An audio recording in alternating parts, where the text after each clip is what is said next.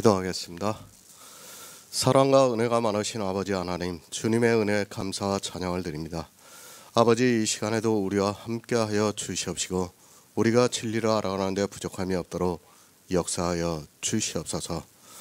사도 바울은 우리 성도들에게 예수 그리스도를 섬기는 일에 대해서 말씀을 하고 있사옵나이다. 그러나 이 시대는 어떻게 섬겨야 하는 줄을 모르고 있습니다. 그저 자기들의 행위를 하는 것으로 섬기는 것으로 생각하고 있사옵나이다. 그러나 하나님께서는 우리에게 성령을 보내주셔서 믿음으로 역사하게 함으로 해서 우리가 영생을 얻을 수 있게 인도하시고 있사옵나이다. 정말 우리가 진리를 바로 아는 귀한 성도들이 될 수 있도록 도와주시옵소서. 모든 말씀 예수 그리스도의 이름으로 기도했습니다. 아멘. 로마서 14장 19절을 보겠습니다. 이러므로 우리가 화평의 일과 서로 덕을 세우는 일을 힘쓰나니. 아멘. 이로써 그리스도를 섬기시기 바랍니다. 교회 안에 있는 사람들에게 하고 있는 말씀이 아니라 구원을 받은 우리 성도들에게 하고 있는 말씀입니다.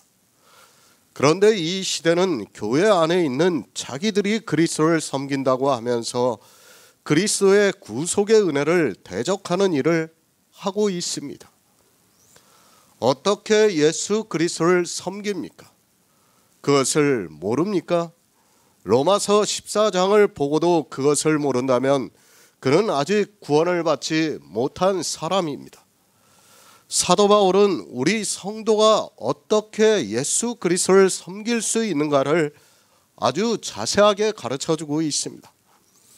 그러나 사람들은 성경을 보면서도 어떻게 섬겨야 하는 줄을 모르고 있습니다. 심지어는 어떻습니까? 앞뒤에 있는 말씀은 전혀 보지를 않고 있습니다. 그리고 섬기라는 그 말씀만 가지고 이야기를 하고 있습니다. 성경은 분명히 이로써 섬기라고 말씀을 하고 있지만 앞에서 말씀하고 있는 이로써를 모르고 그저 막연하게 섬기고 있는 것을 볼 수 있습니다. 사람의 이성입니다. 그것으로는 그리스도를 섬길 수 없습니다. 세상에서 그가 아무리 지혜가 있다 해도 그리스도를 섬길 수 없습니다. 이 시대를 보더라도 그리스도를 섬기는 사람이 거의 없습니다. 그저 세상 초등학문에 빠져 사람의 이성을 가지고 자기들의 생각에 따라 이렇게 섬기면 된다고 생각을 하고 섬기고 있는 것을 볼 수 있습니다. 성경대로 하시기 바랍니다. 성경에서 이렇게 섬기라고 말씀을 하고 있습니다. 그냥 막연하게 섬기라고 하지 않고 정확하게 섬기는 것을 말씀하고 이로써 그리스도를 섬기라고 말씀을 하고 있습니다. 그러나 사람들은 성경을 보면서도 이로써 섬기는 것이 아니라 자기들의 이성적 판단을 가지고 그리스도를 섬기고 있는 것을 볼 수 있습니다. 성도의 교제입니다. 우리 성도가 이 세상에서, 아니 교회 안에서 어떻게 살아가야 하는가를 가르쳐주고 있는 말씀입니다. 왜 이 말씀을 하고 있는가 하면 하나님께서는 우리 복음을 듣고 믿는 성도들이 절대로 망하는 길로 가지 않게 하기 위해서 이 말씀을 하고 있습니다. 주의하시기 바랍니다. 예수 그리스도께서 대신해서 죽으신 형제를 망하게 하는 일을 하지 마시기 바랍니다. 내가 교회 안에서 어떤 행위를 조금 실수하는 것은 용납이 될 수 있습니다. 그러나 내 형제가 나로 인하여 망하게 된다면 그것은 너무도 안타까운 일이라는 것을 알아야 합니다. 그것을 막기 위해서 사도 바울을 통해서 이 말씀을 하고 있습니다. 그런데 어떻습니까? 지금 이 시대 교회 안에 있는 사람들은 이로써 그리스도를 섬기는 자가 거의 없습니다. 그것은 너무도 당연합니다. 그들은 복음을 아예 듣지를 못하고 있기 때문에 이로써 섬기고 싶어도 할 수 없습니다. 그런 불행한 일을 하고 있으면서도 깨닫지를 못하고 있습니다. 우리 성도입니다. 우리는 복음을 듣고 믿고 있는 성도입니다. 이 복음을 듣는다는 것이 얼마나 어려운 일인가를 알아야 합니다. 우리가 잘 알고 있듯이 이 복음을 들을 수 있는 사람이 몇이나 됩니까? 우리가 복음을 전하도 종교에 빠져 있는 사람들은 듣지를 않고 있습니다. 바다모래 같습니다. 그 중에서 아주 적은 수의 사람이 복음을 듣고 있습니다. 그런데 그 형제를 망하게 한다면 어떻게 되겠습니까? 복음을 듣는 사람이 아주 많다면 하나님께서 사도 바울에게 이 말씀을 하라고 하시지 않았을지도 모르겠습니다. 그러나 적습니다. 아주 적습니다. 그런 가운데서 복음을 들었습니다. 그렇게 복음을 들은 성도가 얼마나 귀하겠습니까? 사실 복음을 전하는 저 역시도 이 복음이 얼마나 몸이 건조하다는 것을 잘 알고 있습니다. 그런데 이 복음을 듣고 믿고 있습니다. 그런 성도가 하나라도 망하게 된다면 그것은 너무도 안타까운 일이 아닐 수 없습니다. 10,000명 중에 100명이 듣습니다. 그것도 귀하다고 할 수 있습니다. 그런데 생각해 보시기 바랍니다. 10,000,000명 중에서 겨우 몇십 명이 듣고 있습니다. 그러면 그 성도가 얼마나 귀하겠습니까? 이것을 너무도 잘 알고 계시기 때문에 하나님께서는 사도 바울을 통해서 그리스도를 섬기는 것이 무엇이라는 것을 가르쳐주고 있습니다. 다시 말씀을 드립니다. 복음을 듣고 믿는 성도는 아주 적습니다. 정말 한 영혼이 구원을 받는다는 것은 기적과도 같습니다. 이 세상 모든 사람들 중에서 구원을 받은 성도를 센다면 얼마나 귀하겠습니까? 아마도 번개를 맞을 확률보다 더 낮다고 생각하고 있습니다. 그렇게 어렵게 복음을 들었는데 우리가 그리스도를 잘못 섬긴다면 어떻게 되겠습니까? 어떻게 섬겨야 합니까? 이로써 섬겨야 합니다. 그것을 로마서 14장 13에서 17절까지 해서 말씀을 하고 있습니다. 우리 성도가 어떻게 살아가야 하는가를 말씀하고 있고 그것을 섬기는 것이라고 말씀을 하고 있습니다. 그렇게 섬김으로 해서 하나님께서 기뻐하시고 있습니다. 그리고 사람들에게도 칭찬을 받는다고 말씀을 하고 있습니다. 하나님이 기뻐하십니다. 무엇으로 기뻐하십니까? 그 어느 것으로도 우리는 하나님을 기쁘시게 할 수 없습니다. 그러나 단 한 가지, 우리가 구원을 받는다면 하나님은 기뻐하십니다. 그리고 우리 구원을 받은 성도를 통해서 어느 한 사람도 망하지 않는다면 그 또한 기뻐하신다고 말씀을 하고 있습니다. 구원입니다. 정말 아무리 강조를 해도 지나치지 않습니다. 이 세상에서 모든 것을 다 얻는다 해도 구원이 없다면 그는 아무것도 아닙니다. 그러나 세상에서 아무것도 얻지 못한다 해도 구원을 받았다면 그는 모든 것을 얻었다는 것을 알아야 합니다. 하나님께 기뻐하심을 받습니다. 또한 사람에게도 칭찬을 받습니다. 얼마나 칭찬을 받을 일입니까? 생각해 보시기 바랍니다.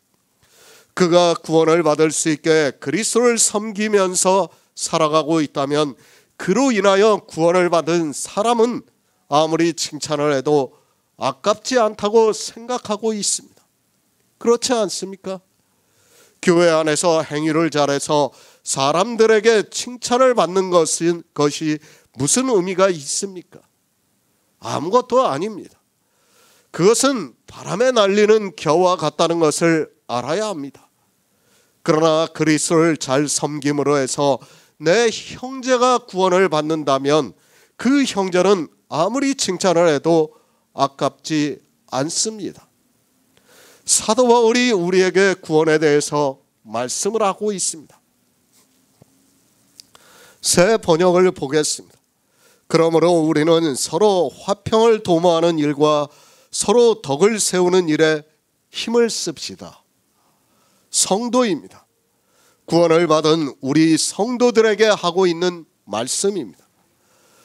어떻게 예수 그리스도를 섬겨야 하는가를 사도 바울이 우리에게 가르쳐주고 있는 말씀입니다.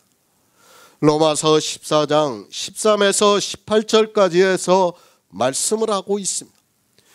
이로써 그리스도를 섬기라고 말씀을 하고 있습니다. 이로써 섬기는 성도입니다. 내가 그리스도를 섬긴다고 이야기를 하지 마시기 바랍니다. 이 시대는 자기들의 겸손의 모양을 나타내기 위해서 자기가 섬기고 있다고 말을 하고 있습니다. 예수 그리스도를 섬긴다는 말은 거의 하지 않고 교회를 섬긴다는 말을 많이 하고 있습니다. 교회를 섬깁니까? 그 말은 내가 교회와 간음을 하고 있다는 말과 같다는 것을 알아야 합니다. 우리 성도는 사도 바울이 로마서 14장에서 말씀을 하는 그대로 그리스도를 섬기고 있습니다. 그런 성도가 하나님의 기뻐하심을 받고 사람들로부터 칭찬을 듣는다고 말씀을 하고 있습니다. 이렇게 섬기는 성도입니다. 그런 성도들에게 그러므로 우리가 화평의 일과 서로 덕을 세우는 일에 힘쓰고 있다고 말씀을 하고 있습니다. 그러니까 이로써 그리스도를 섬기는 일을 하는 그것으로 우리가 화평의 일과 서로 덕을 세우는 일에 힘쓰고 있다고 말씀을 하고 있습니다. 이것이 성도입니다. 성도는 교회 안에서 이렇게 살아가고 있습니다. 더구나 복음을 다 듣고 예수 그리스도로 옷 입고 믿음이 있는 성도는 이렇게 살아가고 있다는 것을 말씀하고 있습니다. 그러나 이 시대는 이러한 일은 하지 않고 자기들의 이성에 따라 교회 안에서 그리스도를 섬기고 있다고 말을 하고 있습니다. 그리스도를 섬긴다는 말보다는 교회를 섬긴다는 말을 더 많이 하고 있습니다. 왜 이 말씀을 하고 있습니까? 구원입니다. 교회 안에는 여러 사람이 있습니다. 복음 안에서는 하나가 되어 있지만 삶에 대해서는 약간의 차이가 있을 수 있습니다. 그런 그들에게 사도 바울이 말씀을 하고 있습니다. 이로써 그리스도를 섬기는 성도들에게 그러므로 우리가 화평의 일과 서로 덕을 세우는 일에 힘쓰자고 말씀을 하고 있습니다. 시편 120편 7절을 보겠습니다. 구약 성경 897쪽입니다. 시편 120편 7절입니다. 나는 화평을 원할지라도 내가 말할 때에 저희는 싸우려 하는도다. 아멘. 고린도후서 6장 14에서 15절을 보겠습니다. 신약 성경 292쪽입니다. 고린도후서 6장 14에서 15절입니다. 너희는 믿지 않는 자와 멍해를 같이 하지 말라. 의와 불법이 어찌 함께하며 빛과 어두움이 어찌 사귀며 그리스도와 벨리알이 어찌 좋아하며 믿는 자와 믿지 않는 자가 어찌 상관하며. 아멘. 화평, 개인 간이나 나라 사이에 충돌이나 다툼이 없이 평화로운 상태를 말하고 있습니다. 그러므로 우리가 화평의 일과 서로 덕을 세우는 일에 힘쓰자고 말씀을 하고 있습니다. 이 말씀을 누구에게 하고 있는 말씀인가 하면 예수 그리스도로 옷 입은 성도들에게 하고 있는 말씀입니다. 다시 말씀드리지만 로마서 14장은 구원을 받은 성도들의 삶입니다. 화평에 대해서 잘 알아야 합니다. 세상은 적이라도 언제든지 자기들의 필요에 따라 화평할 수 있습니다. 실제 그러한 일이 너무 많이 있다는 것을 우리는 잘 알고 있습니다. 내 적이지만 다른 적과 싸움을 할 때는 적의 적이 되어서 도리어 화평을 함으로 해서 싸움에서 유리하게 하는 것을 볼 수 있습니다. 또 그렇습니다. 자기가 싸움에서 질 것 같으면 어떻게 해서라도 화평을 하려고 하고 있습니다. 우리가 세상에서 이성적으로 알고 있는 상식이고 세상을 살아갈 때는 필요에 따라서 이렇게 살아가고 있습니다. 실제 우리의 삶에서 이러한 일들이 나타나고 있습니다. 성경입니다. 우리의 영의 일을 가르쳐주고 있는 말씀입니다. 화평에 대해서 성경이 어떻게 말씀을 하고 있는가를 알아야 합니다. 그저 세상의 상식만을 생각해서는 안 되고 성경이 말씀하는 것을 알고 이 화평에 대해서 말을 하고 또 화평의 일에 힘써야 한다는 말씀입니다. 아무나 화평합니까? 세상은 그것이 가능할 수 있습니다. 그러나 영의 일은 절대 그렇지 않다는 것을 우리가 알고 있어야 합니다. 세상은 아무리 원수가 되어 있어도 때로는 얼마든지 화평할 수 있습니다. 그러나 성경은 그렇게 말씀하고 있지 않다는 것을 알아야 합니다. 그것을 모르고 화평이라는 단어만 생각하다가는 도리어 망하는 길로 갈 수 있습니다. 시편입니다. 나는 화평을 원할지라도 내가 말할 때에 저희는 싸우려 하고 있다고 말씀을 하고 있습니다. 우리는 세상에 복음을 전하고 있습니다. 아니, 주님이 이 세상에 오셔서 이스라엘에게 복음을 전파하셨습니다. 그런데 주님이 복음을 전파하자 이스라엘은 주님과 싸우려고 했습니다. 아니, 진짜 싸움이 되어서 결국에는 예수 그리스도를 십자가에 못 박아 죽이는 악을 행하고 말았습니다. 영의 일이 그렇습니다. 내가 화평을 원한다고 상대가 화평을 받아들입니까? 복음을 알고 있다면 절대 그렇지 않다는 것을 알 수 있습니다.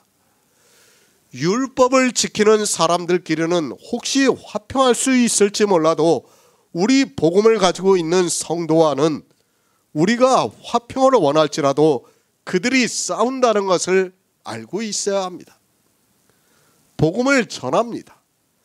그것을 받아들일 수 있는 사람이 몇이나 된다고 생각합니까?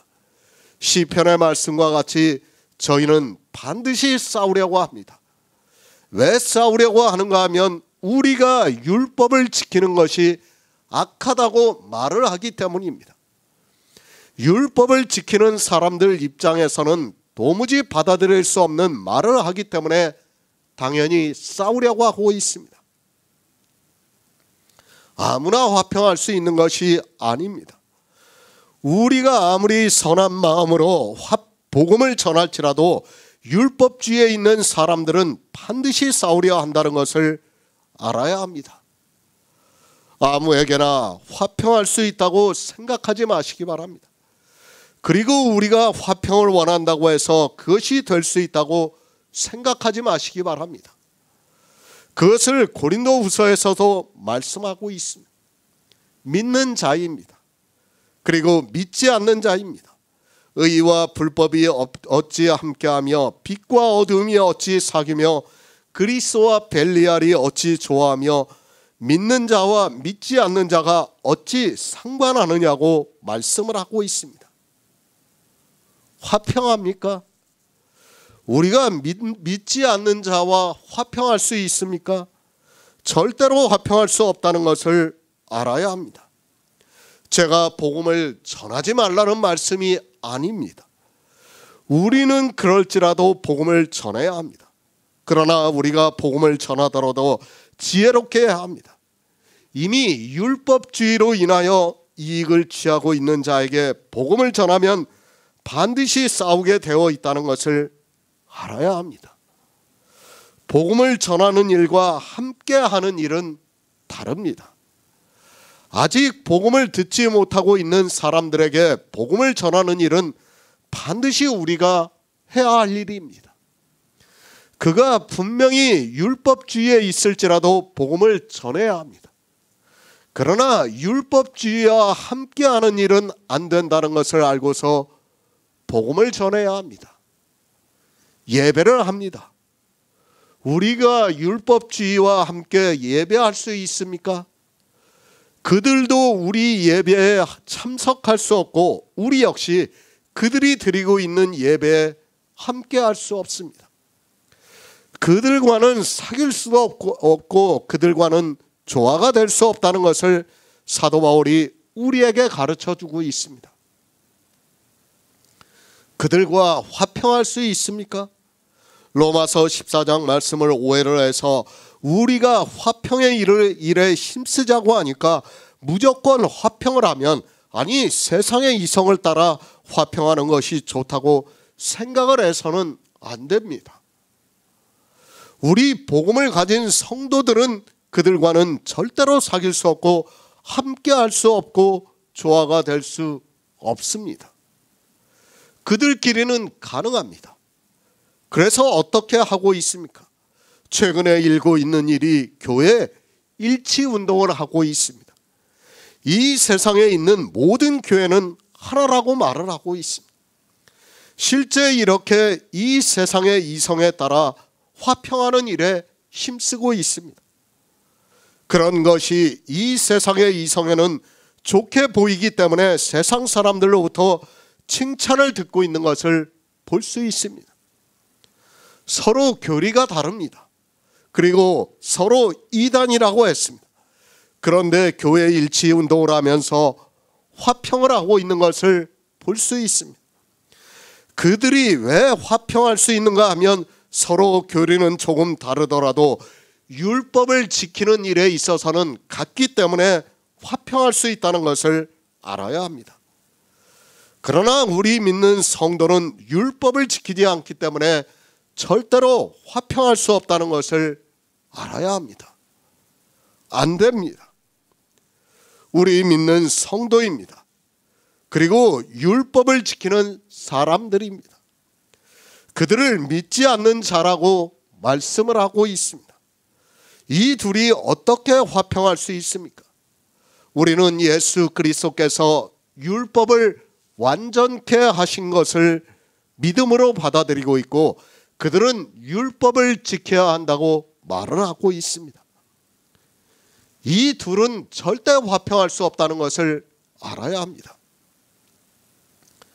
로마서 14장입니다.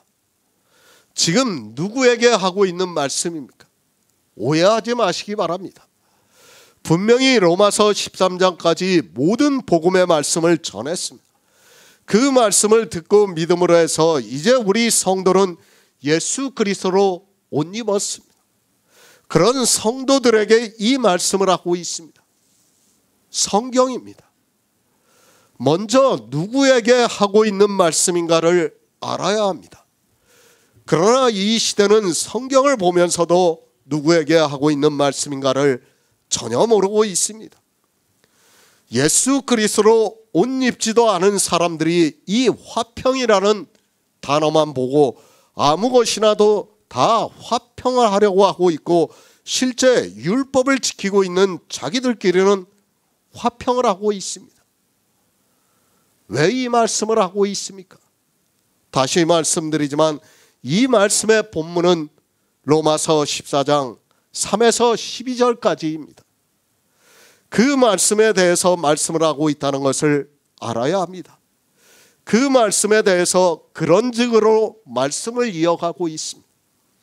그 말씀을 생각하면서 이 말씀을 보아야 합니다. 그런데 어떻습니까? 목사들이 성경을 그렇게 보지 않고 있습니다. 앞에 있는 말씀은 생각하지도 않고 이제 문장의 말씀만 보고 있습니다. 그 말씀만 보다 보니까 성경을 문자적으로 볼 수밖에 없고 세상의 화평을 생각할 수밖에 없습니다. 그러면서 자기들끼리 화평하고 있다고 말을 하고 있습니다. 화평하시기 바랍니다. 구원을 받은 성도들에게 하고 있는 말씀입니다. 교회 안에서 하나님을 믿는다고 하는 모든 사람들에게 하고 있는 말씀이 아니라 복음을 듣고 믿음으로 예수 그리스도로 옷 입은 성도들에게 하고 있는 말씀입니다. 왜 하고 있는가 하면 하나님께서는 복음을 듣고 믿는 성도들이 많은 것을 원하지 않고 있기 때문입니다. 다툼이 있으면 안 됩니다. 그리고 서로 충돌이 있으면 안 됩니다. 어느 것으로 이 말씀을 하고 있습니까? 먹는 자가 있습니다. 그리고 먹지 않는 자가 있습니다.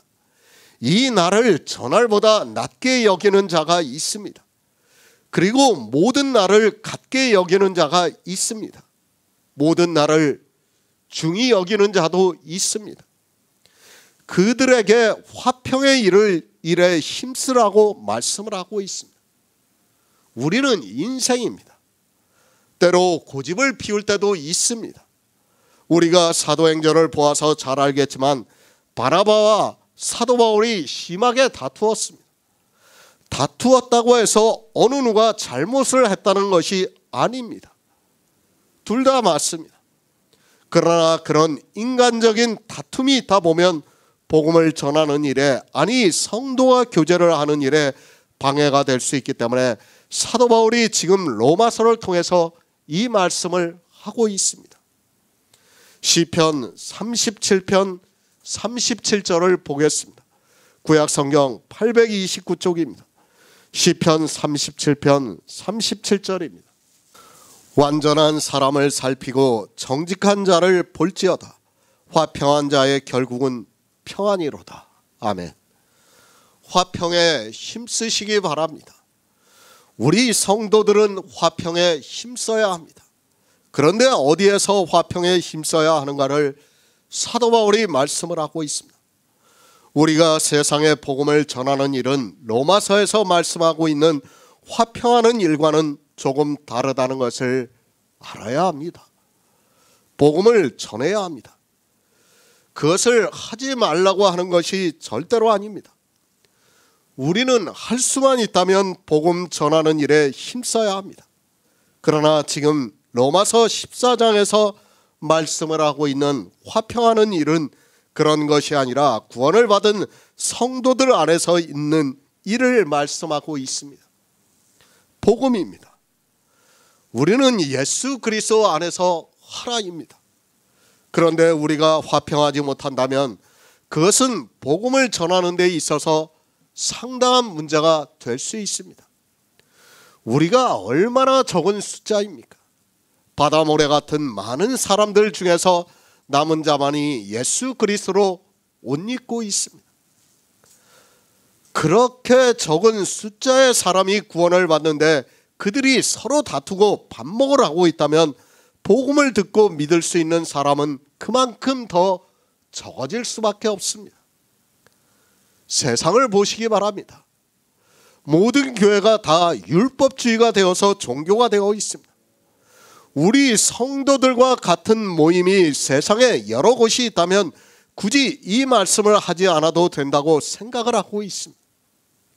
그러나 한 시대를 보더라도 얼마나 적은 숫자의 사람들이 구원을 받는가를 우리가 잘 알고 있습니다.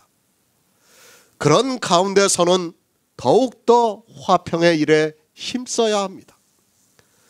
누구와 화평해야 합니까? 그것을 시편에서 말씀하고 있습니다. 완전한 사람을 살피고 정직한 자를 보라고 말씀을 하고 있습니다. 그러면서 화평한 자의 결국은 평안이라고 말씀을 하고 있습니다. 평안에 힘쓰려면 어떻게 해야 하는가 하면 먼저 완전한 자를 살피고 정직한 자를 보아야 합니다. 완전한 자가 누구입니까? 성경에서 말씀하고 있습니다. 노아는 당대의 의인이라 완전한 자라고 말씀을 하고 있습니다. 노아는 여호와께의 은혜를 입었다고 말씀을 하고 있습니다. 그러니까 하나님의 은혜로 믿음으로 의롭다 하심을 얻은 노아가 완전한 자라는 것을 말씀하고 있습니다. 교회입니다. 우리 교회 안에는, 그러니까 복음이 전해지고 있는 교회 안에는 완전한 자가 있습니다. 율법의 행위로 완전하다는 것이 아니라 하나님으로부터 은혜를 입어서 믿음으로 완전한 자가 있다는 말씀을 하고 있습니다. 그 완전한 자를 살필 수 있는 사람만이 화평할 수 있습니다. 그렇지 않습니까? 저 사람이 완전한 자인가, 믿음에 서 있는 자인가, 저 사람이 진리 안에서 정직한 자인가를 알아야 화평할 수 있다는 거예요. 그것을 모르고 화평한다는 것은 있을 수 없습니다. 누가 살필 수 있습니까? 구원을 받은 사람만이 이 완전한 자를 살필 수 있습니다. 그러니까 그가 믿음으로 말미암아 구원을 받은 자인가를 알 수 있다는 말씀을 하고 있습니다. 그렇게 완전한 자를 살피는 성도만이, 아니 볼 수 있는 성도만이 화평의 일에 힘쓸 수 있습니다. 성도는 완전한 자와 화평할 수 있다는 것을 말씀을 하고 있고, 그렇게 함으로 해서 평안할 수 있다고 말씀하고 있습니다. 누가 정직한 자입니까? 잠언에서 악을 떠나는 것은 정직한 자의 대로니 그 길을 지키는 자는 자기 영혼을 보존한다고 말씀을 하고 있습니다. 늘 말씀드리지만 이 시대는, 아니 이 기독교인들은 악에 대해서 전혀 모르고 있습니다. 악을 행하면서도 잠언의 말씀을 보고 자기들이 정직하다고 생각하고 있습니다. 정직한 자입니다. 정직한 자를 볼 수 있는 사람이 화평한 자고 평안을 누릴 수 있다고 말씀하고 있습니다. 그러려면 반드시 이 악에 대해서 알아야 합니다. 누누이 말씀을 드리지만 이 악에 대해서 모른다면 그는 교회 안에서 평생을 악만 행하다가 사망에 이르고 만다는 것을 알아야 합니다. 화평에 힘쓰고 있습니까? 화평한 자의 결국은 평안이라고 말씀을 하고 있습니다. 그런데 이 화평한 자는 정직한 자를 볼 수 있다고 말씀을 하고 있고, 정직한 자는 잠언에서 악을 떠나는 자를 말씀을 하고 있습니다. 이것이 우리 성도들에게 하고 있는 화평에 힘쓰는 일이라고 말씀을 하고 있습니다. 화평에 힘쓰시기 바랍니다. 문자를 보고 화평에 힘쓴다고 하지 마시기 바랍니다. 이렇게 정직한 자가 누구인가를 알고, 악에서 떠난 자가 누구인가를 알고 그가 정직한 자라면 화평에 힘쓰라는 거예요. 서로 인간적으로 밥 먹으라고 다툼이 있을지라도 화평에 힘쓰라는 거예요. 지금 사도 바울이 그 말씀을 하고 있습니다. 그런데 그가 정직한 자가 아니라면 우리는 화평할 수가 없어요. 그렇지 않습니까? 우리는 그와 함께 할 수가 없는 거예요. 우리는 성도입니다. 이제까지 정말 하나님의 은혜로 복음을 들었습니다. 얼마나 많은 시간 동안 수고를 하면서 이 복음의 말씀을 들었습니까? 그리고 믿음으로 해서 우리 안에 그리스도의 영이 거하시고 있습니다. 그런 성도들끼리 화평을 해야 한다는 것은 너무도 당연합니다. 그렇게 함으로 해서 우리가 한 사람도 잊어버리지 않고 하나님 나라에 들어갈 수 있기 때문입니다. 히브리서 12장 14절을 보겠습니다. 신약성경 367쪽입니다. 히브리서 12장 14절입니다. 모든 사람으로 더불어 화평함과 거룩함을 좇으라. 이것이 없이는 아무도 주를 보지 못하리라. 아멘. 화평하는 일에 힘쓰시기 바랍니다. 계속해서 말씀을 드리지만 로마서 14장은 구원을 받은 우리 성도들에게 하고 있는 말씀입니다. 이 세상 모든 사람을 대상으로 하는 말씀도 아니고, 또 교회 안에 있는 사람들을 대상으로 하는 말씀도 아니고, 구원을 받은 성도 안에서의 일을 말씀하고 있습니다. 로마서 14장입니다. 복음을 듣지도 못한 사람들은 이 말씀을 볼 자격도 없는 사람들입니다. 구원도 받지 못한 사람들이 이 말씀을 보아야 무슨 소용이 있습니까? 그들은 화평하는 일에 힘쓰고 싶어도 할 수 없습니다. 히브리서에서 말씀하고 있습니다. 이 화평을 하는 일은 성경에서 많이 말씀을 하고 있습니다. 그만큼 우리 성도들은 화평하는 일에 힘써야 합니다. 그러나 성경을 보는 사람들이 사도들이 말씀하고 있는 화평하는 일을 전혀 모르고 있습니다. 그러나 우리는 복음을 들었기 때문에 더욱 이 화평하는 일에 힘써야 합니다.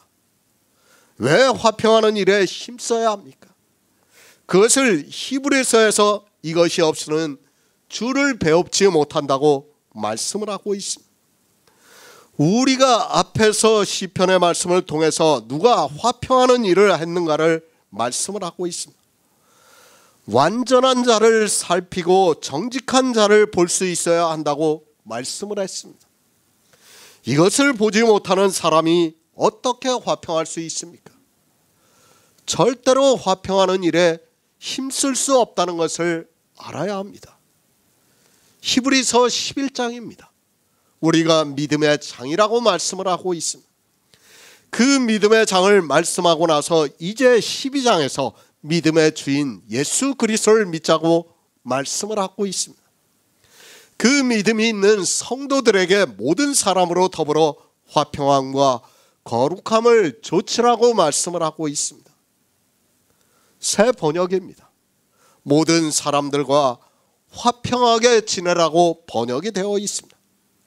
왜 화평하게 지내라고 말씀을 하는가 하면 혹시 너희 중에 하나님의 은혜에 이르지 못한 자가 있는가 두려워하라고 말씀을 하고 있습니다.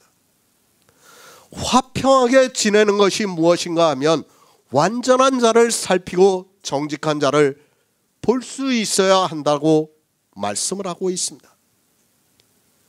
이것이 충족되지 못하면 화평할 수 없습니다. 아니, 화평하는 일에 힘쓰고 싶어도 할 수 없기 때문에 히브리서에서도 모든 사람으로 더불어 화평하게 지내라고 말씀을 하고 있습니다. 그러니까 너희 중에 완전한 자를 살피고 정직한 자를 봄으로 해서 화평하게 지내라고 말씀하고 있습니다. 완전한 자가 누군가도 모르고 있습니다. 그리고 정직한 자가 누군가도 모릅니다. 그가 화평할 수 있습니까? 그가 어떻게 주를 뵐 수 있습니까? 아무것도 모르는 사람이 어떻게 주를 뵐 수 있습니까? 아니, 모든 사람으로 화평하게 지낼 수 없는 사람은 주를 뵐 수 없다는 것을 말씀하고 있습니다. 그러니까 구원을 받은 사람들과 화평하게 지내지 못하는 사람은 구원을 받은 사람이라고 할 수 없다는 말씀입니다. 골로새서 1장 20절을 보겠습니다. 신약성경 325쪽입니다. 골로새서 1장 20절입니다. 그의 십자가의 피로 화평을 이루사 만물 곧 땅에 있는 것들이나 하늘에 있는 것들을 그로 말미암아 자기와 화목해 되기를 기뻐하심이라. 아멘. 마태복음 5장 9절을 보겠습니다. 신약성경 5쪽입니다. 마태복음 5장 9절입니다. 화평케 하는 자는 복이 있나니 저희가 하나님의 아들이라 일컬음을 받을 것이미요. 아멘. 화평하는 일에 힘쓰시기 바랍니다. 주님께서 이 세상에 오셔서 먼저 화평하게 하셨습니다. 하나님과 우리는 화평할 수 없는 존재입니다. 우리가 어떻게 하나님과 화평할 수 있습니까? 하나님은 점도 흠도 없는 완전하신 분입니다. 그런데 우리 죄인이 어떻게 하나님과 화평할 수 있습니까? 우리는 어떻게 해도 하나님과 화평할 수 없다는 것을 알아야 합니다. 그러나 주님이 오셨습니다. 우리 죄인들을 위해서 십자가에서 죽으셨습니다. 그리고 3일 만에 영으로 부활하시고 40일 만에 하늘에 올라가셨습니다. 그리고 우리에게 예수 그리스도와 같은 영을 주셨습니다. 그러니까 점도 흠도 없는 예수 그리스도의 영을 우리에게 주셨습니다. 바로 아시기 바랍니다. 우리 죄인은 하나님과 어떻게 해도 화평할 수 없습니다. 주님께서 십자가를 지셨다고 하니까, 그래서 화평하게 하셨다고 하니까 우리 죄 있는 인생들이 하나님과 화평케 된 것으로 생각하는 사람들이 많이 있습니다. 우리는 절대로 하나님과 화평할 수 없습니다. 그런데 어떻게 됐습니까? 주님께서 십자가에서 피를 흘려주셨습니다. 그리고 영으로 부활하셨습니다. 영으로 부활하셨다는 말씀은 죄가 없는 존재로 부활을 하셨다는 말씀을 하고 있습니다. 그리고 그의 영을 우리에게 주셨습니다. 그리스도께서 부활을 하신 영과 같은 영을 우리에게 보내주심으로 해서 하나님과 화평할 수 있게 되었다는 말씀을 하고 있지만, 사람들은 이 영의 일을 전혀 깨닫지를 못하고 있습니다. 먼저 주님이 하셨습니다. 예수 그리스도의 십자가가 아니라면 우리는 어떻게 해도 하나님과 화평할 수 없는 존재라는 것을 알고 있어야 합니다. 그러나 주님께서 십자가에서 피를 흘려주시고 영으로 부활을 하심으로 해서 우리 안에 영이 거하시는 역사가 있고, 그 영이 있음으로 해서 하나님과 화평할 수 있다고 말씀을 하고 있습니다. 성경은 영의 일입니다. 다시 말씀드리지만 영의 일이라는 것을 명심하시기 바랍니다. 이 영의 일을 생각하지 않고 성경을 보는 사람은 아무것도 할 수 없다는 것을 알아야 합니다.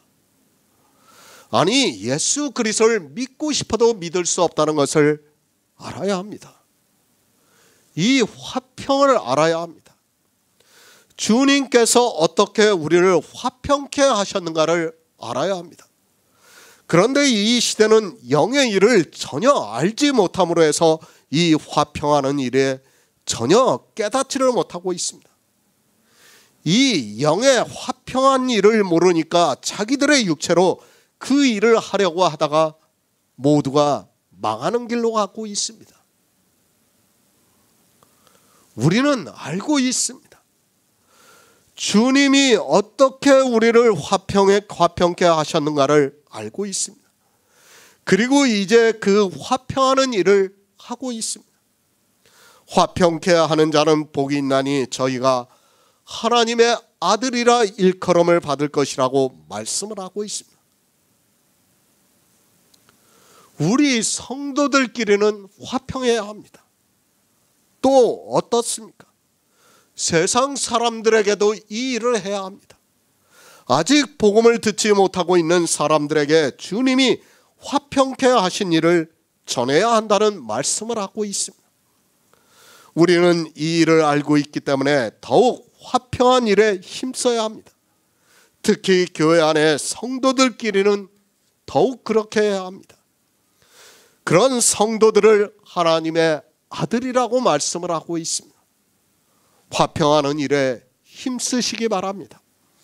예수 그리스도께서 화평케 하신 것을 전하는 일도 화평하는 일임에 틀림이 없습니다. 그러나 로마서 14장은 우리 성도들에게 하고 있는 말씀입니다. 구원을 받은 성도들이라도 약간의 차이가 있을 수 있는데 그런 것에서 화평하는 일에 힘쓰라고 말씀을 하고 있습니다. 나는 먹습니다. 형제는 먹지 않습니다. 먹는다고 해서 먹지 않는다고 해서 우리가 구원을 받지 못하는 것이 아니라는 것을 이미 앞에서 배웠습니다. 이미 우리는 복음의 말씀을 듣고 믿음으로 구원을 받았습니다. 그러나 그런 사소한 문제로 인간적으로는 서로 반복할 수 있지만 하나님께서는 우리에게 화평하는 일에 힘쓰라고 말씀을 하고 있습니다. 왜 화평하는 일에 힘써야 합니까? 그렇게 함으로 해서 우리가 화평할 수 있고 하나님 나라에 들어갈 수 있기 때문에 말씀을 하고 있습니다. 사람들이 살다 보면 이견이 있을 수 있습니다. 그것은 구원을 받은 성도들이라도 마찬가지입니다.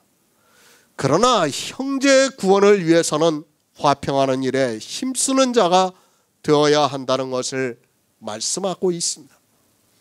에베소서 4장 29절을 보겠습니다. 신약성경 314쪽입니다.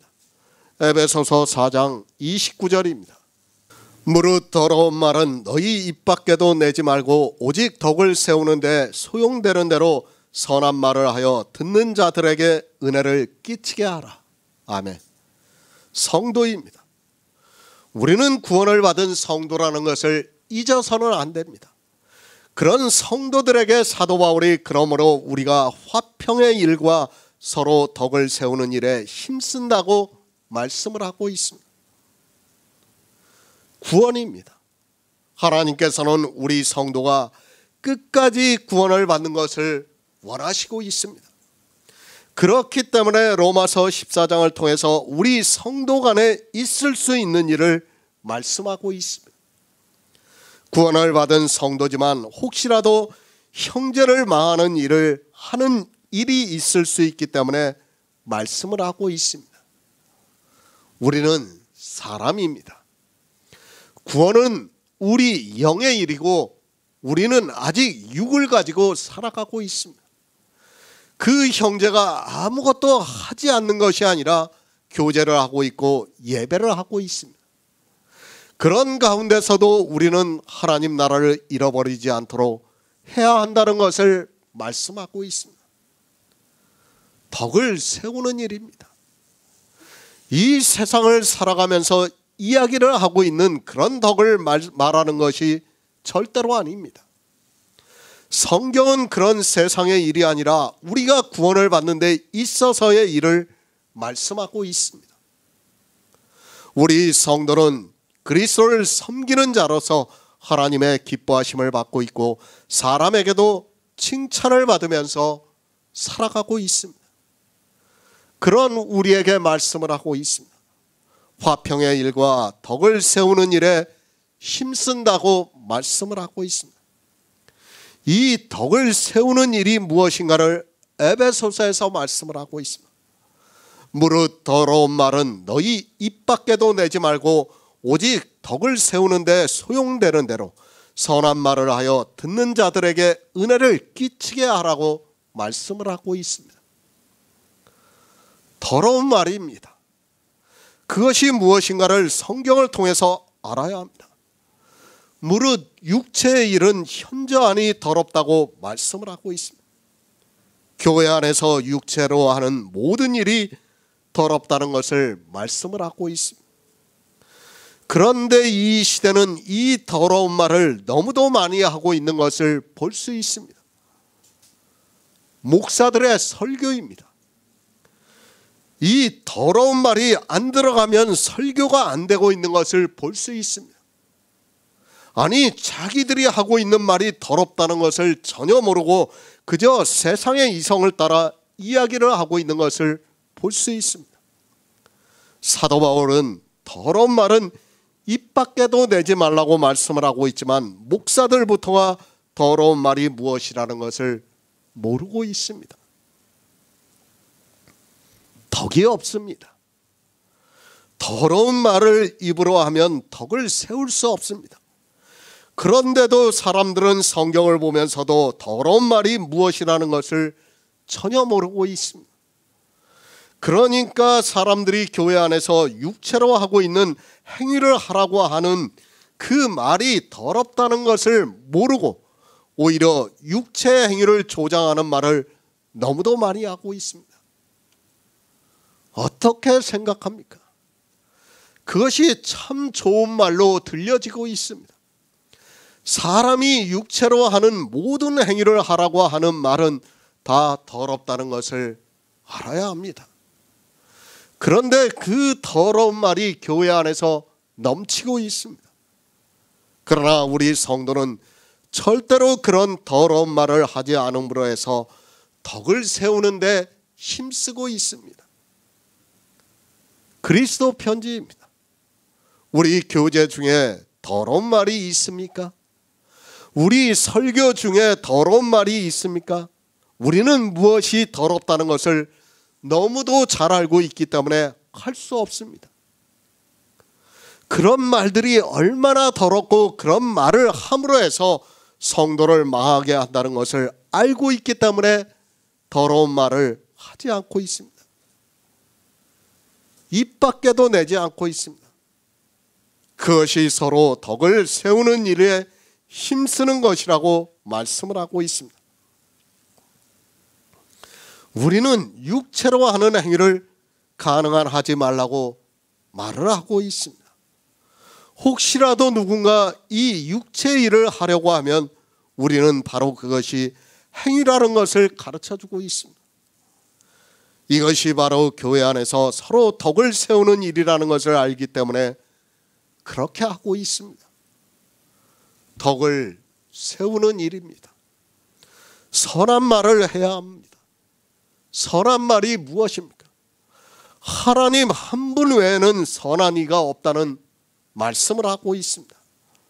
그러니까 하나님께서 얼마나 선하신가를 알아야 합니다. 그런데 이 시대는 자기들의 행위를 자랑하면서 그것을 선하다고 생각하고 있습니다. 우리 인생입니다. 선한 자가 하나도 없다는 것을 말씀을 하고 있습니다. 그런데 인생에 대해서 이야기를 하고 있다면 그는 선한 말을 하는 것이 아니라 더러운 말을 하고 있다는 것을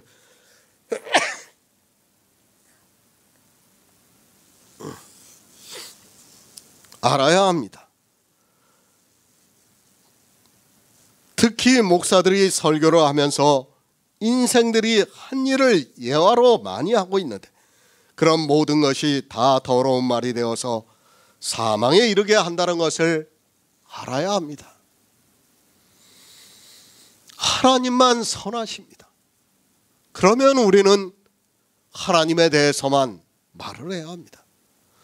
선한 말이라고 하니까 이 세상의 이성을 가지고 선한 것을 이야기하는 것으로 생각하고 있습니다. 그것이 아니라 선하신 이는 하나님 한 분밖에 없기 때문에 하나님에 대해서 말을 하는 것이 선한 말이라는 것을 알아야 합니다. 은혜를 끼치게 하는 말입니다. 그것이 덕을 세우는 일이라고 말씀을 하고 있습니다. 그러니까 예수 그리스도의 은혜를 받게 하는 그 말이 덕을 세우는 일이라고 말씀을 하고 있지만 이 시대는 자기들이 한 더러운 행위를 가지고 예수 그리스도의 은혜라고 말도 안 되는 이야기를 하고 있습니다. 은혜를 끼치는 말입니다. 사람이 하는 행위가 은혜를 끼치는 말입니까? 그것은 더러운 말이라는 것을 알아야 합니다. 그런데 어느 목사의 이야기를 예화로 이야기를 하고 있습니다. 그 목사가 인간적으로 아무리 선한 일을 했다 해도 그것이 더럽다는 것을 모르면 그는 덕을 세우는 자가 아닙니다. 지금 교회 안에서 어떻습니까? 그런 목사들의 감동적인 이야기를 하면 설교 끝나고 나서 교인들이 어떻게 합니까? 목사님 오늘 은혜 많이 받았습니다. 그게 은혜 끼치는 말입니까? 아니에요. 더러운 말이에요. 더러운 말. 더러운 말인데도 그것을 깨닫지 못하고 은혜를 받았다고 말을 하고 있어요. 은혜를 끼치는 말을 모르고 있습니다. 그리고 어떻게 하는 것이 덕을 세우는 일이라는 것을 모르고 있습니다. 덕을 세우는 일에 힘쓰고 있는 것이 아니라 도리어 더러운 말만 교회 안에서 하고 있습니다. 자기들이 하고 있는 말이 얼마나 더럽다는 것을 모르고 있습니다. 우리 성도입니다. 우리는 은혜를 끼치는 말만 하고 있습니다. 예수 그리스도의 은혜에 대해서만 성경에 대해서 말을 하고 있습니다. 그렇게 예수 그리스도의 은혜만을 이야기하는 것을 덕을 세우는 일에 힘쓰는 것이라고 사도 바울이 우리에게 가르쳐주고 있습니다. 성경을 알아야 합니다. 단어를 아는 것은 아무 의미가 없습니다. 그 안에 무슨 의미의 말씀들이 있는가를 정확히 알아야 합니다. 단어 알아서 뭐합니까? 네? 단어 아는 게 그렇게 중요해요? 단어의 뜻을 아는 게 중요합니까? 아니에요. 제가 요한복음 1장을 쓰고 있어요. 지금 2장 이제 쓰고 있습니다. 하나님의 아들이라는 말이 나와요. 그죠? 말씀이 많이 나와요, 성경에. 저도 참 많이 생각을 했어요. 왜 하필이면 하나님의 아들이라고 했을까? 많이 생각을 했어요.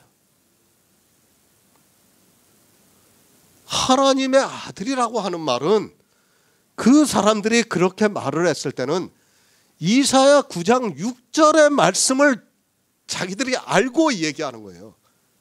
그거를 토대로 해서 하나님의 아들이라고 하는 거예요. 하나님의 아들이라고 하지만 실제는 뭐예요? 전능하시는 하나님이고 영존하시는 아버지고 기묘자라 묘사라 평강의 왕이라 할 것이라는, 그걸 갖다가 우리가 알아들을 수 있게 육체로 오신 예수 그리스도를 하나님의 아들이라고 하는 거예요. 실제는 뭐예요? 하나님이라고 하는 거예요. 하나님이라고. 단어를 보고 그 뜻을 알 수 있습니까? 몰라요. 우리가 아무리 지혜가 있다 해도 그 뜻을 모르는 거예요. 성경에서 하나님의 아들이라고 모든 선지자, 아니 모든 사람이 그렇게 예수님 앞에 와서 얘기를 했어도 그 사람들이 왜 그렇게 얘기를 하느냐? 이사야 9장 6절을 생각하면서 그렇게 얘기를 하는 거예요. 그냥 하나님의 아들이라고 하는 게 아니에요. 그런 것들을 모르고 무슨 성경에서 얘기를 한다고 그러면 아무 의미가 없어요. 그리스도를 섬기시기 바랍니다. 어떻게 그리스도를 섬기는가를 로마서 14장 13에서 17절까지 해서 말씀을 하고 있습니다. 이로써 그리스도를 섬기는 자는 하나님의 기뻐하심을 받으며 사람에게도 칭찬을 받는다고 말씀을 하고 있습니다. 그러면서 이러므로 우리가 화평의 일과 덕을 세우는 일에 힘쓰고 있다고 우리 성도들에게 말씀을 하고 있습니다. 로마서 14장 20절을 보겠습니다. 신약성경 259쪽입니다. 식물을 인하여 하나님의 사업을 무너지게 말라. 만물이 다 정하되 거리낌으로 먹는 사람에게는 악하니라. 아멘. 새 번역을 보겠습니다. 하나님이 이룩해 놓으신 것을 음식 때문에 망치는 일이 없도록 하십시오. 모든 것이 다 깨끗합니다. 그러나 어떤 것을 먹음으로써 남을 넘어지게 하면 그러한 사람에게는 그것이 해롭습니다. 구원을 받은 성도입니다. 우리는 이 구원을 늘 생각하면서 살아가야 합니다. 하나님께서는 우리를 구원하시기 위해서 모든 일을 다 하셨습니다. 하나님입니다. 무슨 사업을 하고 계십니까? 하나님께서는 우리 인생들이 모두가 구원을 받기를 원하시고 있습니다. 그 일을 주님께서 이 세상에 오셔서 다 이루어 놓으셨습니다. 우리가 어떻게 구원을 받았습니까? 정말 바다모래같이 많은 사람들 중에서 남은 자로서 구원을 받았습니다. 우리 숫자가 많다면 하나님께서 사도 바울을 통해서 이 로마서 14장의 말씀을 기록하지 않았을 수도 있습니다. 어느 정도입니까? 사도 바울이 에베소 교회를 떠나면서 내가 3년 동안 밤낮 없이 눈물로 훈계를 했다고 말씀을 하고 있습니다. 한 사람이 복음을 듣고 믿음으로 그가 예수 그리스도로 옷 입는다는 것이 쉬운 일이 아닙니다. 어느 정도 어려운가 하면 갈라디아에서는 해산의 수고를 한다고 말씀을 하고 있습니다. 성도는 압니다. 한 사람이 복음을 듣고 믿는다는 것이 얼마나 어려운 일인가를 알고 있습니다. 아니, 사람으로서는 할 수 없는 일이라는 것을 너무도 잘 알고 있습니다. 그래서 우리는 은혜라고 말을 하고 있습니다. 우리가 할 수 없는 일을 하나님께서는 이 시대도 하시고 있기 때문에 우리가 구원을 받는 것을 은혜라고 말을 하고 있습니다. 그렇게 구원을 받았습니다. 그런데 우리가 하는 말로 인하여 형제를 망하게 한다면 그는 하나님의 사업을 망하게 하는 자라는 것을 잊어서는 안 됩니다. 정말 이것을 생각하면 우리는 조심하고 또 조심해야 합니다.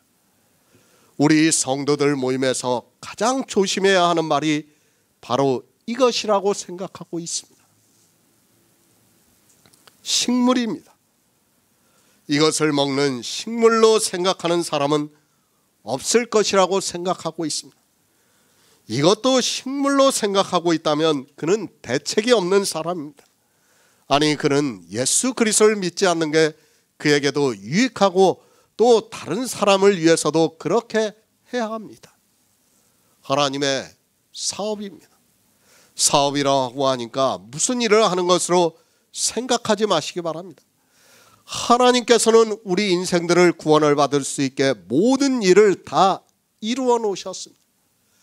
그것을 이 성경을 통해서 다 보여주시고 있습니다. 요한계시록 21장 6절을 보겠습니다. 신약성경 421쪽입니다. 요한계시록 21장 6절입니다. 또 내게 말씀하시되 이루었도다. 나는 알파와 오메가요 처음과 나중이라. 내가 생명수 샘물로 목마른 자에게 값없이 주리니. 아멘. 성경입니다. 무엇을 말씀하고 있습니까? 이 시대는 성경이 무슨 말씀인가도 모르고 있는 사람들이 너무도 많습니다. 성경은 하나님께서 우리 인생들을 어떻게 구원하시는가를 가르쳐주고 있는 말씀입니다. 그러니까 하나님께서 우리 구원을 다 이루어 놓으셨습니다. 그것을 성경을 통해서 우리에게 자세하게 가르쳐 주셨습니다.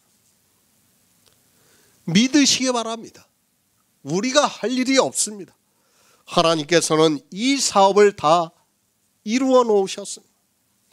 우리는 이것을 믿기만 하면 됩니다.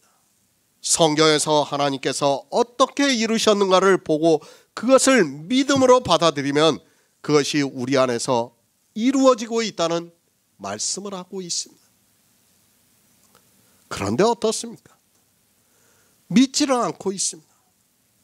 아니, 믿음이 무엇이라는 것을 전혀 모르고 있습니다. 하나님께서는 우리가 할 것이 하나도 없게 모든 구원에 대한 것을 다 이루어 놓으셨습니다. 그런데 문제는 성경을 보면서도 이것을 깨닫지 못하고 있습니다. 왜 율법을 지킵니까? 하나님께서 율법을 지키셨다는 것을 믿지 못하기 때문에 지키고 있습니다.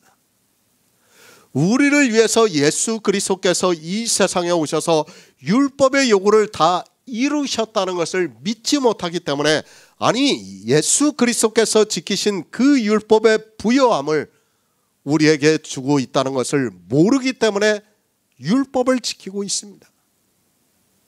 왜 열심을 내고 있습니까? 예수님께서 이 세상에 오셨다는 것을, 오셔서 하셨다는 것을 모르기 때문에 열심을 내고 있습니다. 또 하나는 자기들이 뭔가 해야 한다는 생각에 사로잡혀 있기 때문에 행위에 열심을 내고 있습니다.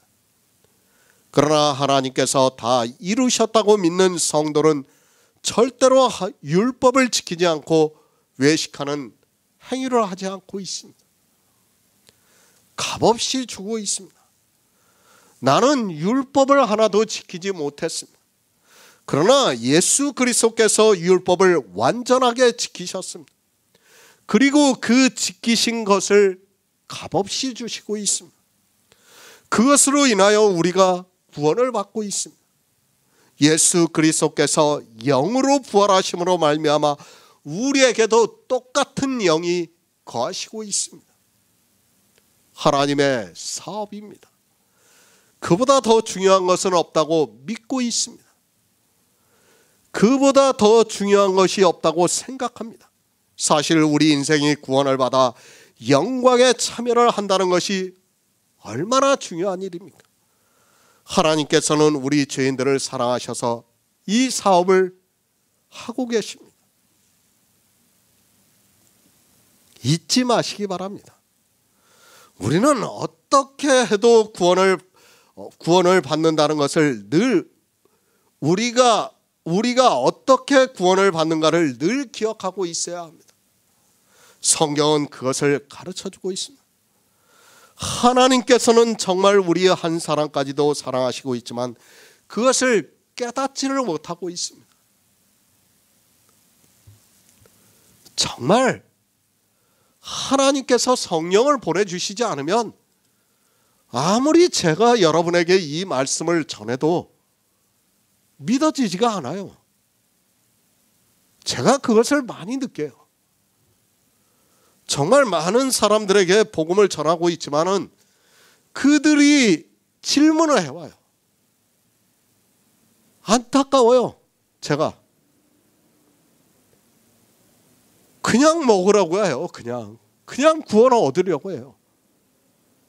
안 됩니다. 어떻게 해야 돼요? 알아야 돼요. 하나님은 우리한테 행위를 하는 걸 주신 게 아니라 아는 걸 하라고 주신 거예요. 성경을 통해서 우리가 행위를 배우라고 주신 게 아니라 성경을 통해서 하나님께서 우리를 어떻게 구원하시는가를 알라고 주신 거예요. 그걸 모른다면 성경을 볼 필요가 아무것도 없어요. 우리는 얼마나 감사합니까? 하나님께서 정말 우리를 구원하시기 위해서 이렇게 성경의 모든 예표들을 통해서 기록해 놓으시고 우리에게 성령을 보내주셔가지고 진리로 인도함을 받게 하시고 있어요. 이것은 은혜예요. 은혜.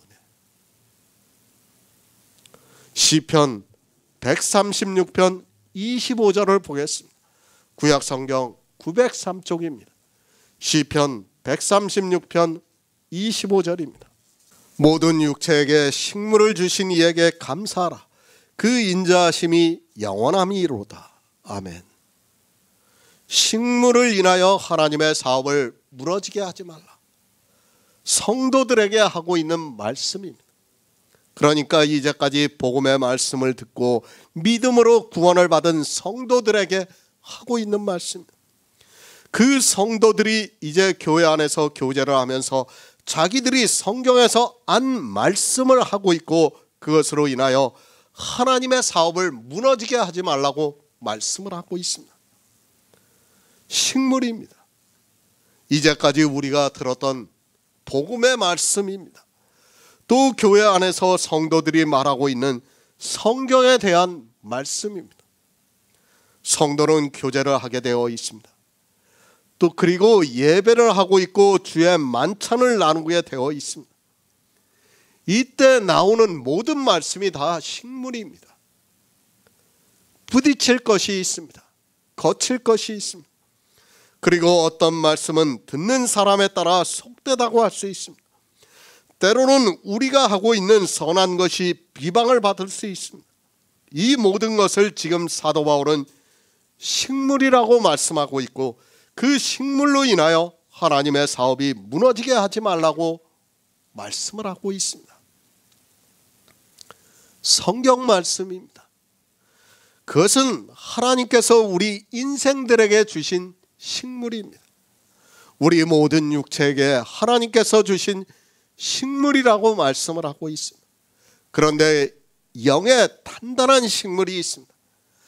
장성한 자가 먹고 믿음으로 해서 예수 그리스도로 옷 입을 수 있는 식물이 있습니다. 그런데 어떻습니까? 우리 성도는 장성한 자입니다. 그 장성한 자가 실수를 해서 부딪힐 것이나 거칠 것을 형제 앞에 놓고 있다는 말씀을 하고 있습니다. 또 먹는 자가 있고 먹지 못하는 자가 있습니다. 그러면 그것을 듣는 사람이 그것을 속되다고 생각할 수 있다는 말씀입니다. 이것이 다 식물이 되고 있는데 이것으로 하나님의 사업을 무너지게 하지 말라고 말씀을 하고 있습니다. 계속 말씀을 하고 있습니다. 로마서 14장은 구원을 받은 우리 성도들에게 하고 있는 말씀입니다. 우리 중에는 약한 자가 있을 수 있습니다. 그리고 이제 처음 교회에 나온 자가 있습니다. 또 복음의 말씀을 듣고 있지만 아직 믿음에 든든히 서지 못하고 있는 사람도 있을 수 있습니다. 그들과 교제를 합니다. 무엇으로 하고 있는가 하면 성경 말씀을 가지고 하고 있다는 말씀이며 그것이 식물이라고 말씀을 하고 있습니다. 그 식물로 인하여 하나님의 사업이 무너지게 하지 말라고 말씀을 하고 있습니다. 무슨 말씀인가 하면 예수 그리스도께서 이 세상에 오셔서 우리를 구원하시는 모든 구속의 일을 다 이루셨는데 그것을 헛되게 하게 하지 말라고 말씀을 하고 있습니다. 정말 주의하시기 바랍니다. 이 세상 사람에게는 조금 잘못해도 괜찮습니다. 그러나 우리 성도들과는 다르다는 것을 알아야 합니다. 특히 교회 안에서 영향력이 있는 사람이 말하는 것은 더욱 그렇습니다. 지금 이 자리에서 제가 한마디 실수를 하면 제가 전하는 말씀을 듣고 따르는 사람 중에는 그것으로 하나님의 사업이 무너질 수 있다는 말씀을 하고 있습니다. 말씀을 전합니까? 정말 주의하시기 바랍니다. 저 역시도 늘 확인하고 또 확인하고 있습니다. 그리고 교제를 할 때도 제가 모르는 말씀에 대해서 솔직히 모른다고 말을 하고 있습니다. 제가 성경의 비밀을 다 알 수 없습니다. 그런데 제 체면을 생각해서 마치 모든 것을 다 아는 척 했다가 그것이 부딪힐 것이나 거칠 것이 된다면 하나님의 사업이 무너지게 된다는 말씀입니다. 실수라도 이런 일을 해서는 안 됩니다. 솔직히 저는 그래요. 제가 가끔 기도를 할 때 있어요. 하나님 앞에. 정말 제가 부족합니다. 정말 이 복음을 더 잘 전할 수 있는 사람이 있으면 좋겠다고 제가 기도를 해요. 저는 제가 여기서 설교하고 제가 복음을 쓰고 이게 중요하지가 않아요. 저는 무엇이 더 중요한가 하면 우리 교제를 하고 있는 모든 성도들이 구원을 받는 것이 더 중요하다고 생각해요. 우리가 얼마나 힘들게 지금 이 복음을 듣고 있습니까? 그렇기 때문에 저는 그렇게 기도할 수밖에 없어요. 늘 그걸 생각해요. 저는. 제가 설교를 한 편을 쓰면서도 정말 혹시라도 실수할까 봐 늘 노심초사를 하고 있어요. 기도하는 마음으로 쓰고 있어요.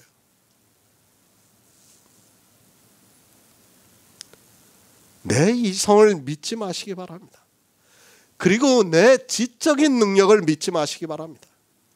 그것을 조금이라도 의지하다가 형제 앞에 부딪힐 것이나 거칠 것을 놓을 수 있다는 것을 알고 있어야 합니다. 하나님의 사업입니다. 예수 그리스도께서 이 세상에 오셔서 십자가를 지시면서 이루신 사업입니다. 그런데 그 사업을 우리가 하는 말로 인하여 무너지게 하고 있다면 그것은 너무도 불행한 일입니다. 더구나 이제까지 복음을 듣고 있는 사람들에게 그렇게 하고 있다면 더 불행하다는 것을 알고 있어야 합니다. 단 하나의 식물이 하나님의 사업을 무너지게 할 수 있다는 것을 알아야 합니다. 왜 그런가 하면 성경은 꼬리에 꼬리를 물고 늘고 가고 있어요. 계속 어느 말씀 따로 어느 말씀 따로가 아니에요. 모든 말씀이 다 연결이 되어 있어요. 그렇기 때문에 하나의 말씀을 잘못 풀면 그것으로 인하여 다 무너지게 된다는 것을 알아야 됩니다. 시편 11편 3절을 보겠습니다. 구약성경 810쪽입니다. 시편 11편 3절입니다. 터가 무너지면 의인이 무엇을 할꼬? 아멘. 마태복음 7장 25절을 보겠습니다. 신약성경 10쪽입니다. 마태복음 7장 25절입니다. 비가 내리고 창수가 나고 바람이 불어 그 집에 부딪히되 무너지지 아니하나니 이는 주초를 반석 위에 놓은 연고요. 아멘. 구원입니다. 이 성경은 우리 인생들이 어떻게 구원을 받는가를 말씀하고 있습니다. 하나님께서 이 세상에 오셔서 어떻게 우리를 구원하시는가를 말씀해주고 있습니다. 예수님께서도 이 세상에 오셔서 이 복음을 전파하셨습니다. 예수 그리스도의 복음이 성경의 모든 기초가 되고 있습니다.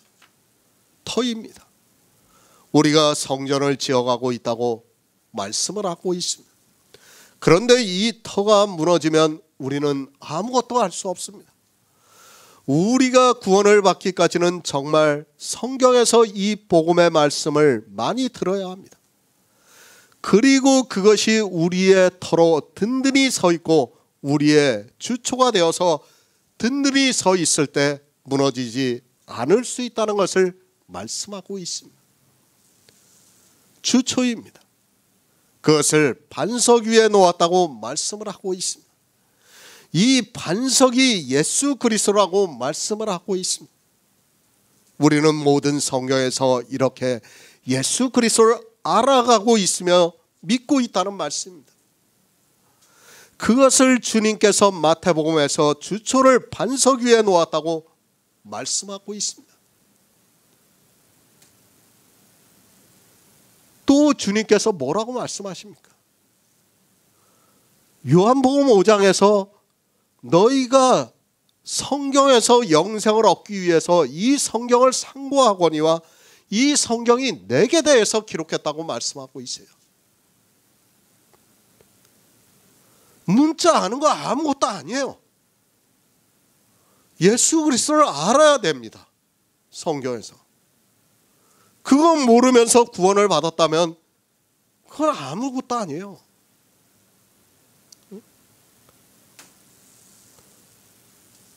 정말 이 시대는 문자에 너무 사로잡혀 있어요.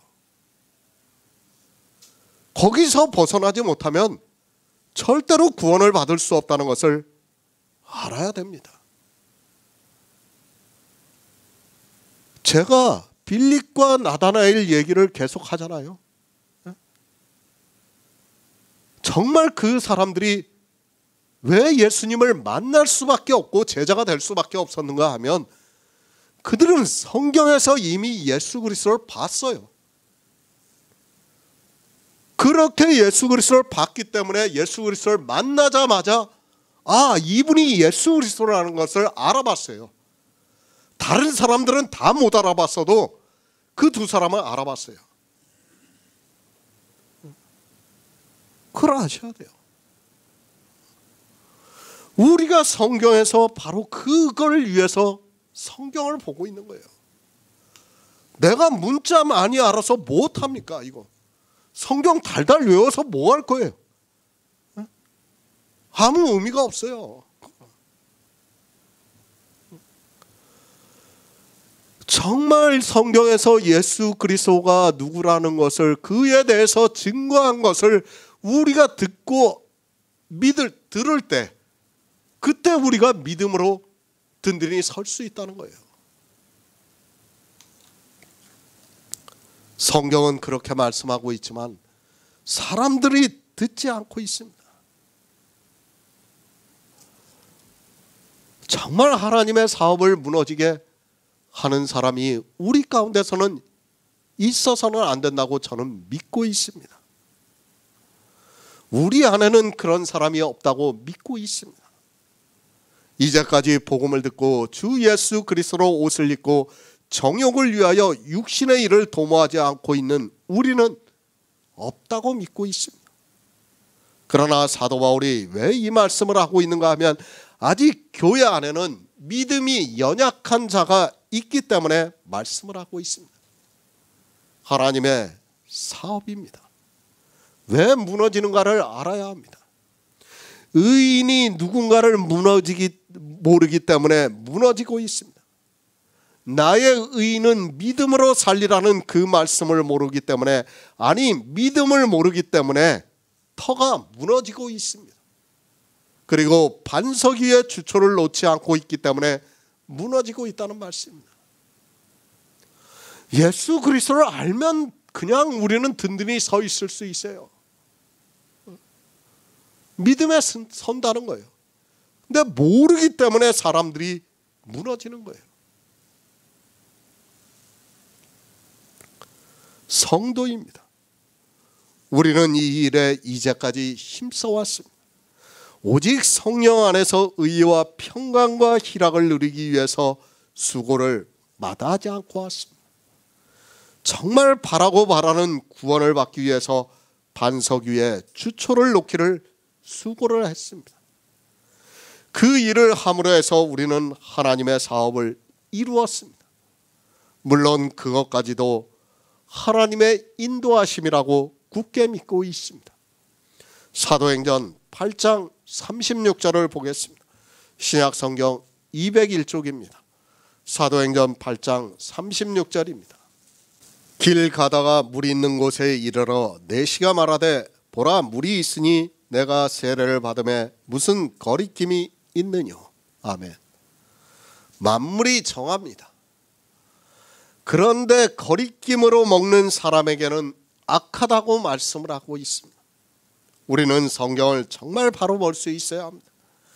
제가 세례를 행하는 것을 행위라고 말씀을 했습니다. 지금 이 시대 교회 안에서 행하고 있는 모든 세례는 분명히 말씀드리지만 종교적인 행위라고 말씀을 드릴 수밖에 없습니다. 그리고 악한 행위입니다. 종교적인 행위입니다. 그것은 악한 행위라는 것을 우리가 이제까지 복음을 들으면서 들었던 말씀입니다. 그런데 사도행전을 보니까 오순절이 오시고 난 후에, 오순절 성령이 오시고 난 후에 빌립이 에디오피아 간다게 네시에게 복음을 전하고 나서 실제 물 있는 곳에 가서 세례를 했던 것을 볼 수 있습니다. 그러면서 말합니다. 내가 세례를 받음에 무슨 거리낌이 있느냐고 말을 하고 있습니다. 그리고 실제 빌립이 물 있는 곳에서 이 네시에게 세례를 주고 호련히 떠나는 것을 성경에서 말씀하고 있습니다. 이 말씀 때문에 사람들이 교회 안에서 세례를 주고 있는 것을 당연하게 생각하고 있고, 저 같은 사람이 세례를 반대로 하면 아마도 이단이라고 공격할 것이 분명합니다. 다시 묻습니다. 세례를 주는 것이 옳습니까? 세례를 주지 않는 것이 옳습니까? 분명히 말씀드리지만 이 시대 교회 안에서 세례를 주는 것은 종교적인 행위에 불과하다는 것을 알아야 합니다. 그리고 그러한 행위를 하는 사람은 반드시 망하는 길로 갈 수밖에 없다는 것을 말씀드립니다.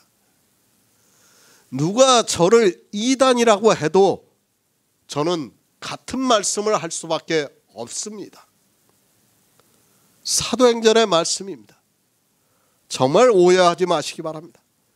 분명히 성령이 오셨습니다. 그리고 난 후에 빌립이 에디오피아의 간다게 네시와 예배를 하고 난 후에 세례를 베풀었습니다. 제가 빌립이 구원을 못 받았다는 것도 아니고, 그리고 간다게 네시가 구원을 못 받았다는 말씀도 아닙니다. 오해하지 마시기 바랍니다. 제가 성경을 제 마음대로 해석하고자 하는 말씀이 절대로 아닙니다. 분명히 성령이 오신 것은 맞습니다. 그러나 우리가 바로 알아야 하는 것이 있습니다. 성령이 오셨다고 해서 모든 것이 한꺼번에 다 알아진다고 생각하지 마시기 바랍니다. 이 시대 기독교인들은 성령이 오시는 것을 마치 도깨비 방망이를 뚝딱하고 두드리는 것으로 생각하고 있습니다. 절대 아닙니다. 성령이 오셨다고 해서 한꺼번에 모든 것이 다 알아지는 것이 절대로 아닙니다. 그것을 어떻게 알 수 있는가 하면 우리가 갈라디아서를 보아서도 잘 알고 있지만 사도 베드로가 외식하는 것을 사도 바울이 책망하는 것을 보았습니다. 사도 베드로입니다. 그도 분명히 성령을 받은 사람입니다. 그런데 그가 외식을 하고 있습니다. 더구나 예수님의 수제자라고 하는 사람이 성령을 받았는데도 외식을 하고 있었다고 말씀을 하고 있습니다. 비록 외식을 했지만 사도 바울이 책망을 함으로 해서 그것이 잘못되었다는 것을 알았고 그 후로는 절대로 외식을 하지 않았을 것으로 생각을 합니다. 성령이 왔다고 해서 다 아는 것이 아닙니다. 물론 그렇다고 해서 외식하는 것을 계속해서 한다는 것도 아닙니다. 분명히 자기가 하고 있는 외식이 잘못되었다면 그것에 대해서 어느 말씀을 보거나 어느 사건을 통해서 깨닫게 되리라고 믿고 있습니다. 마찬가지로 빌립도 성령을 받았지만 세례를 주는 것이 잘못되었다는 것을 아직까지는 모르고 있었습니다. 그렇죠. 우리도 그랬어요. 우리도 처음에는 식사기도 했잖아요. 그죠? 모여서 식사기도 했어요. 그때 우리가 성령을 못 받은 게 아니에요. 분명히 성령을 받아가지고 인도하심을 받았어요. 근데 어땠습니까? 식사기도를 했어요. 그때는 깨닫지를 못했기 때문에 식사기도가 외식이라는 것을 깨닫지 못했기 때문에 했어요. 그런데 성령이 감동을 주고 나니까 어떻습니까? 이제는 할 수가 없는 거예요. 누가 하더라도 못해요. 저도 어제 어떤 행사에 참석했는데 목사라는 사람이 나와서 전체 앞에 나와서 기도를 하더라고요.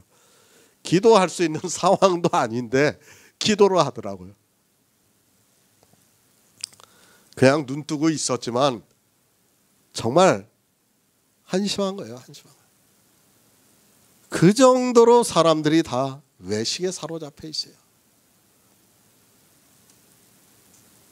성령이 오셨다고 해서 마치 모든 것이 한꺼번에 다 알아진다고 생각하지 마시기 바랍니다. 하나하나 알아지는 거예요. 그리고 그 말씀이 믿어지는 거예요.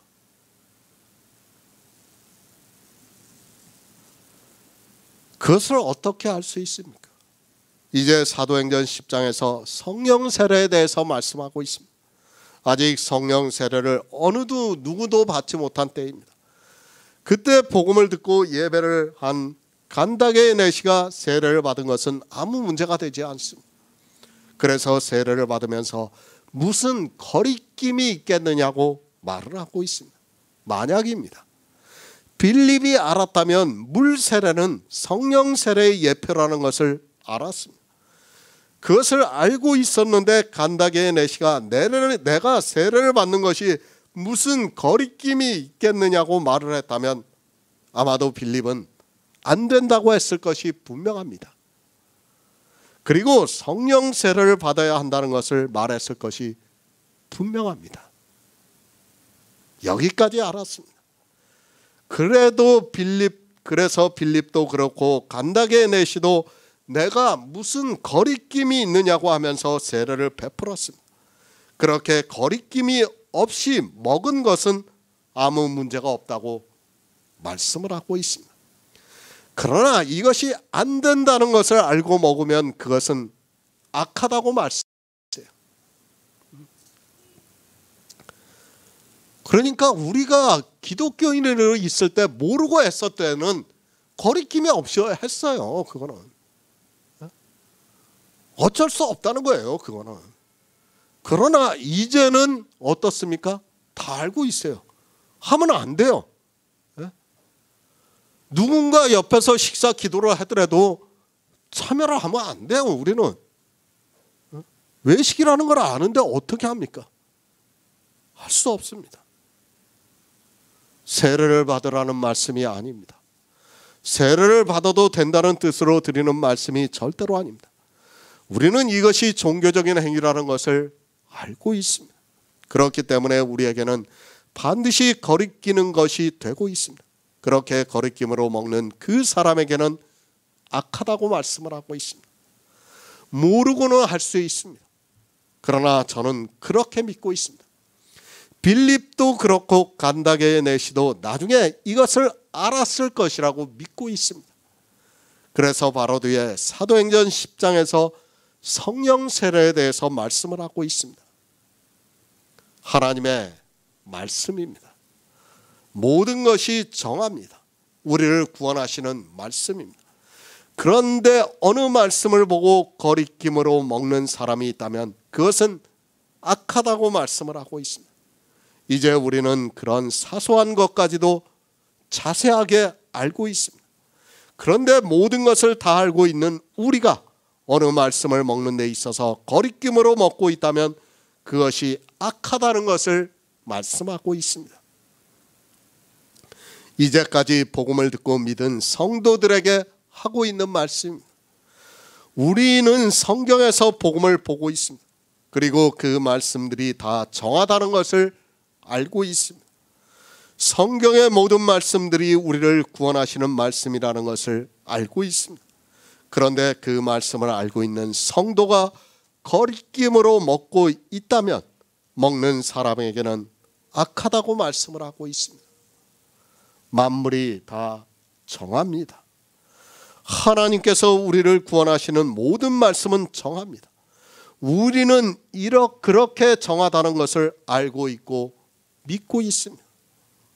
그러나 그 정한 것을 먹는데 그것으로 남을 넘어지게 하고 있다면 그것이 해롭다고 말씀을 하고 있습니다.